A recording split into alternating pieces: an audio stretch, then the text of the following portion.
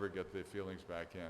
And I have never yet lost a patient in terminal crying. You know, they start crying, they stop, and they feel better. I tell the medical students at Stanford, if you see a patient crying, don't just do something, stand there. You know, we tend to want to rush in and fix it. Don't do it, it makes things worse. And I'm going to show you an example of that, because one of the things we try to do is to help people face even concerns about dying and death. Now, death is an overwhelming concept. Many people get comfort from their religious faith in dealing with their fears of dying and death. Some have other ways of dealing with it, existential or otherwise. Some just can't understand it or deal with it. There's nothing any of us can do about the fact that we die, but there's a lot that we can do about the way that we die.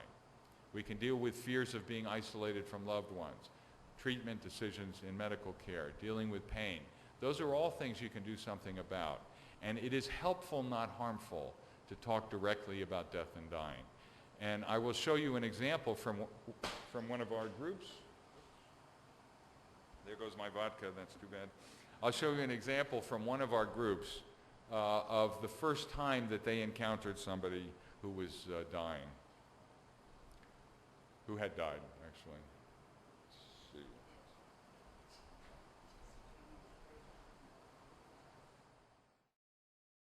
see. Our tendency is to rush in and say, there, it's not that bad, but it is bad. She was grieving the loss, and she comforted herself as she talked about what she would have liked to say to Sheila, to Debbie, before she died. They're also doing something else, though. They're formulating a set of standards for a better way to die. That they're saying, look, there's nothing we can do about death, but there's a lot we can do about how we die. And they're saying it's better to be able to talk to one another about impending death, to say our goodbyes, to give our last bits of advice. And that, in fact, is what they did as the group developed. So people grow stronger, not weaker. This is a kind of stress that leads to resilience if you handle it together and you help people deal even with their fears of dying and death. So in general, you don't do people a favor if you avoid talking about their impending death. You do them a favor if you help them deal with it and you deal with it with them. One of our patients, the frustrated poet, made these little cards when another group member died. Dear Eva, whenever the wind is from the sea, salty and strong, you are here, remembering your zest for hilltops and the sturdy surf of your laughter, gentles my grief at your going and tempers the thought of my own. Another patient, Emily, wrote that being in the group is like looking into the Grand Canyon when you're afraid of heights. You know, if you fell down it would be a disaster, but nonetheless you feel better about yourself because you can look at it. I can't say I feel serene, but I can look at it. One of the other consequences of dealing directly with the stress of dying and death is that you find something you can actively do about it, which is change your priorities in life. My colleague and mentor, Irv Yalom, says that cancer cures neurosis. You know, you don't have time for those things. You may decide you want to spend more time with your family. You may want to complete a project or write a book. But you decide if time isn't infinite, you're going to live it in a better way. And almost everybody, but not everybody, gets it. He's saying, I'm sorry, Mr. Rainey, our tests show you have 2 weeks to live, and he says, can I take them in August?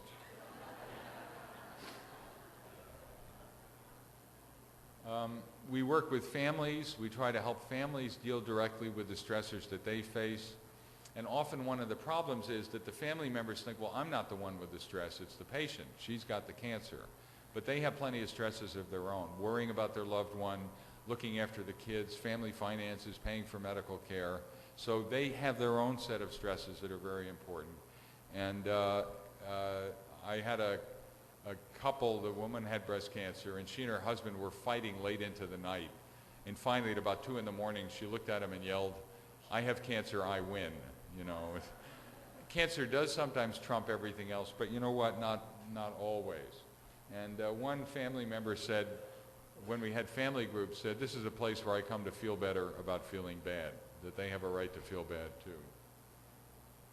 As I mentioned, cancer patients often feel punished by their doctors, and you have to work hard on improving communication with treating doctors. Patients, it's important to participate in treatment decisions. Study after study shows that patients who were involved in making the treatment choices will be happier with the outcome, whichever choice they make. Now, there are some choices that only your doctors can make. It's just clear. But there are times, like, for example, lumpectomy versus mastectomy for breast cancer, when there are important choices to be made. Don't turn your head away. Become involved in the choice, and you'll feel better with the outcome. It's a time to be actively engaged. And the third C is caring. Everybody deserves a caring physician. Most physicians are, but some aren't. And it's important to either elicit that kind of caring from the doctor or find another one. In one group meeting, we were discussing this, and we had one very dramatic woman who was a dance teacher and always came dressed in very dramatic, interesting ways. And one of the other women was a very plain, quiet, withdrawn woman who had put off her mammogram for 8 months because she didn't want to miss time from work and was just sort of very proper.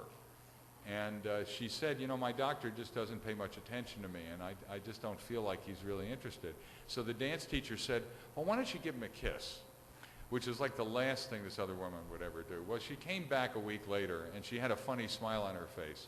And she said, I want to tell you what happened. I was waiting for the doctor. He came in, same thing happened. And as I got up to leave, I said, Doctor, would you mind if I gave you a hug? And you know, you could see this took like all of her courage to build up to do this.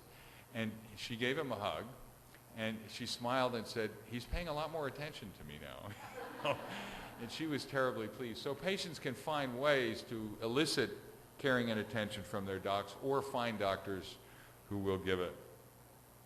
There are side effects from groups. He's saying, do you remember what you were feeling before you ate the other members of the group? This is not a common result, but this is from a study that was recently published by what's called the Cochrane Collaboration. And this is a group that does very high-level reviews of the medical literature.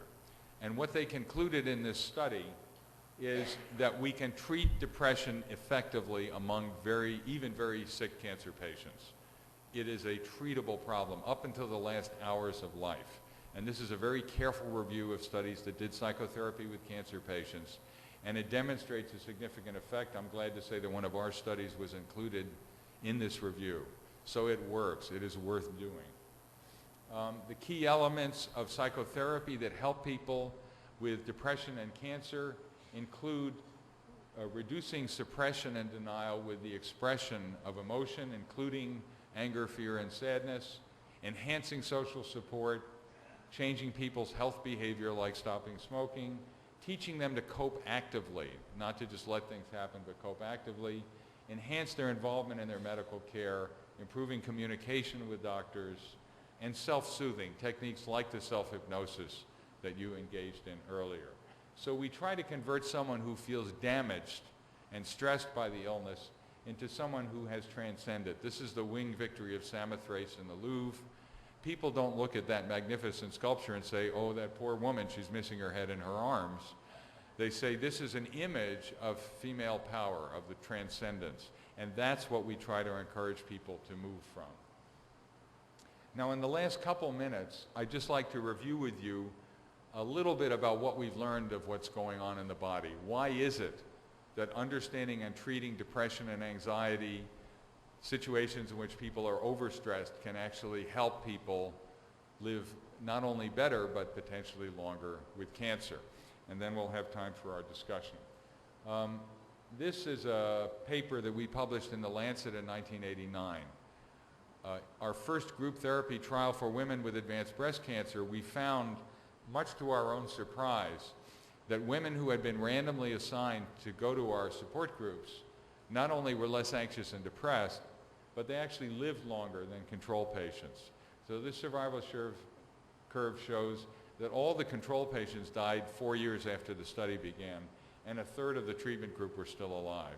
There was an average difference in survival of 18 months. All but 3 of them did eventually die, but the ones randomized to group therapy lived longer, which was a big surprise to us.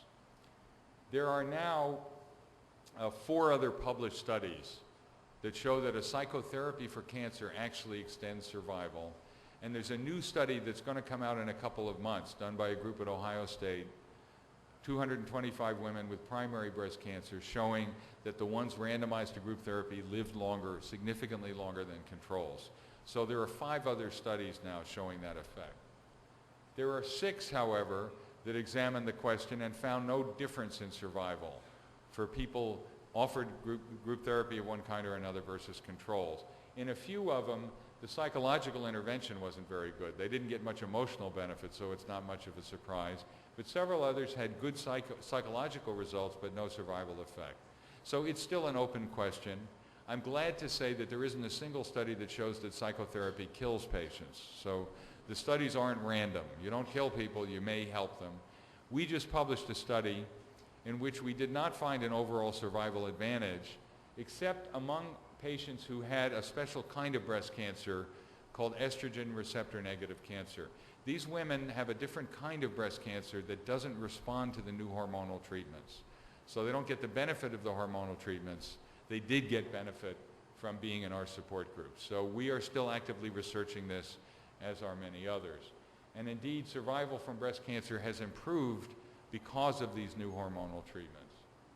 So what's going on in the body? How could it be that helping people deal with their anger, their depression, their anxiety helps them not only live better, but live longer?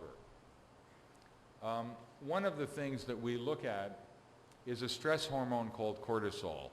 As you know from waking up this morning, waking up is a daily stress task. Your body feels stressed. And cortisol is a hormone that raises your blood sugar. It prepares your body to fight or flee.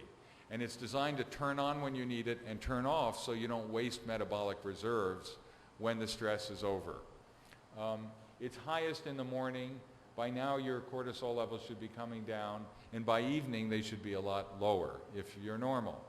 However, people with depression tend to lose this nice daily variation in cortisol, as do people with post-traumatic stress disorder.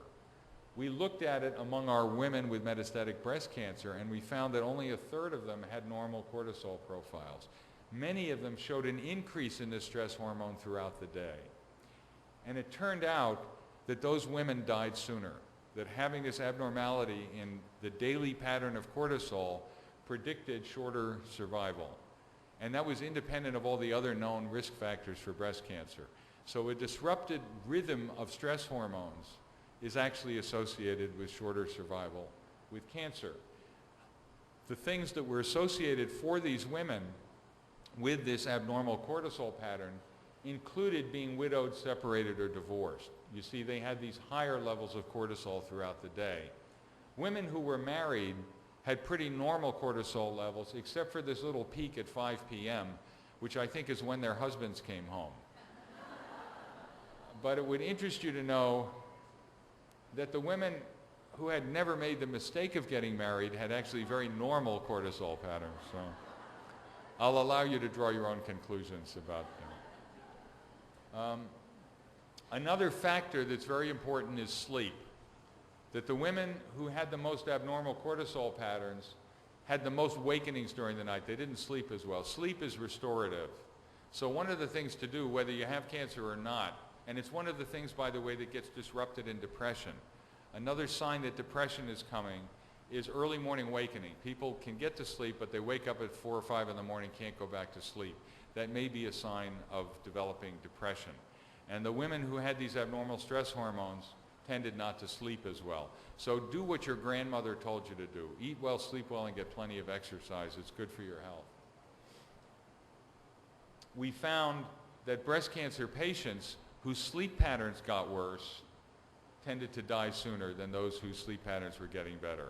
So sleep disruption is another risk factor for progressing cancer. This is a little bit technical, but I'd like to explain it to you because it's a new and important finding. You may have heard about the breast cancer gene, BRCA1 and 2. How many of you have heard about this? There is a gene that's been discovered. Women who carry a mutation in this gene have a risk for eventually getting breast cancer of about 80%, whereas most women have a baseline risk of about 9% or 10%. And so having something wrong with this gene does change breast cancer risk. If you have a family history that's strong for breast cancer, mother, sister, and aunt, it's probably worth getting the genetic testing for this gene. Well, it turns out that